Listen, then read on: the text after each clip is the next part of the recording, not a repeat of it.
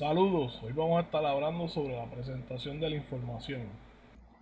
Los objetivos de esta unidad son entender los diferentes tipos de gráficas usadas en las estadísticas básicas y poder aplicar cálculos en medidas de posición relativa a través de diferentes ecuaciones.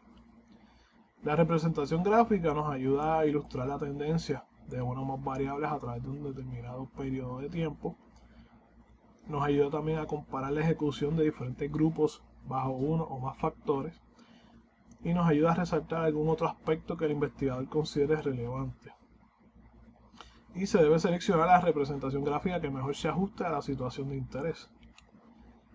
Hay algunos requisitos mínimos que son necesarios para la construcción de gráficos. Es importante proveerle al lector ilustraciones que faciliten captar rápido la idea o el conocimiento que se intenta transmitir. Cada gráfica debe tener asignado un número y estar presentada de forma adecuada en estilo APA. En este caso sería figura 1. Figura es la palabra que utilizamos cuando vamos a asignarle un número a las gráficas. En estilo APA sería figura 1, figura 2, figura 3, etc. También la gráfica debe tener su título, el mismo debe ser claro y específico de la distribución que representa.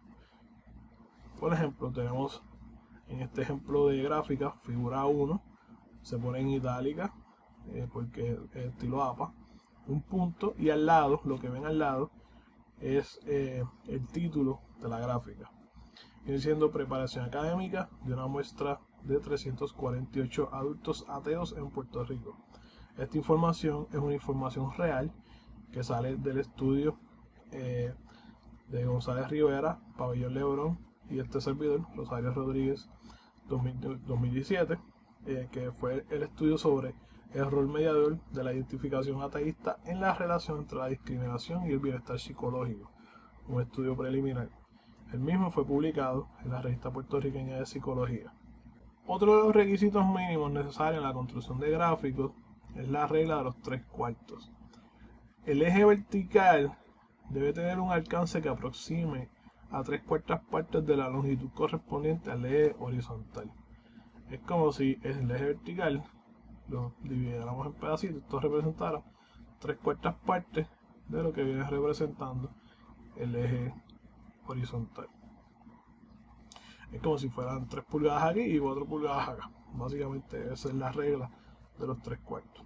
Es importante entender que esto es una aproximación de las 3/4 partes, por lo que no debe ser 100% exacto, pero debe estar cerca de dicha proporción.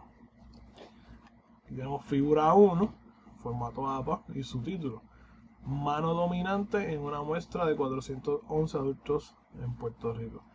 Mano derecha, mano izquierda, ambidiestro o simplemente no contestó la información. Esto es del estudio del Dr. Crespo Bujosa, Rodríguez Montalbán y este servidor sobre el análisis de las propiedades psicométricas de la escala Crespo-Bujosa de síntomas neurológicos discretos, publicado en el Pan American Journal of Neuropsychology.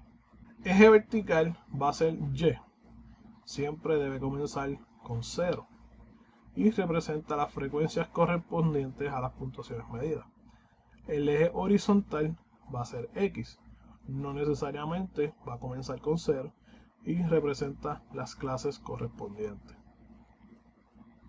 Cuando trabajamos más de una variable en una misma gráfica, especialmente en las gráficas lineales, es importante que se representen cada gráfica con un diseño distinto y no con colores. ¿Por qué? Si lo usáramos por colores y tuviésemos muchas variables, sería difícil captar la información.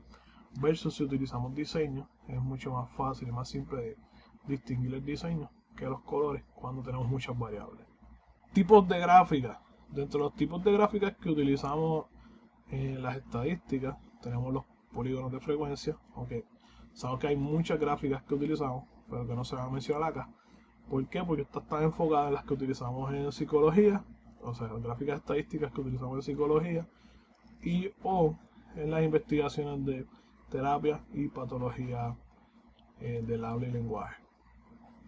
Polígonos de frecuencia es una de ellas. Básicamente es una línea que va uniendo las frecuencias que corresponden a cada clase de la variable.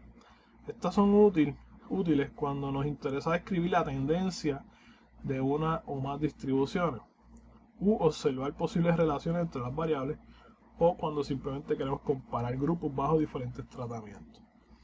Y aquí tenemos un ejemplo de lo que sería un polígono de frecuencia. Histograma. Este tipo de gráfica ilustra valores que con mayor frecuencia se repiten en variables que pueden considerarse continuas, o sea, intervalos o razón. Las barras deben ir pegadas unas de otras, como en el ejemplo que vemos aquí. Un ejemplo de histograma. Las barritas van todas unidas. Y abajo tenemos la edad en el eje X y acá el porcentaje en Y. Las gráficas de barras se utilizan con variables discretas.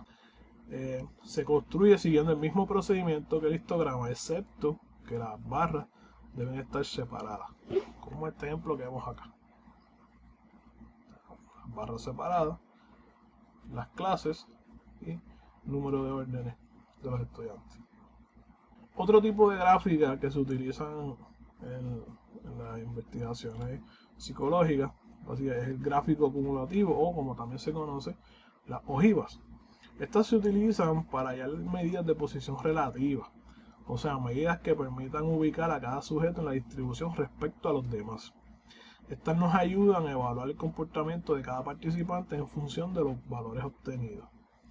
En el eje vertical Y, la frecuencia debe ir de 0 a 100%, porque los gráficos acumulativos trabajan con porcentaje. Y el eje horizontal X va a representar los límites reales superiores de las clases. Es costumbre agregar un límite menor que el más pequeño de la distribución para comenzar el trazado de la línea desde un punto 0.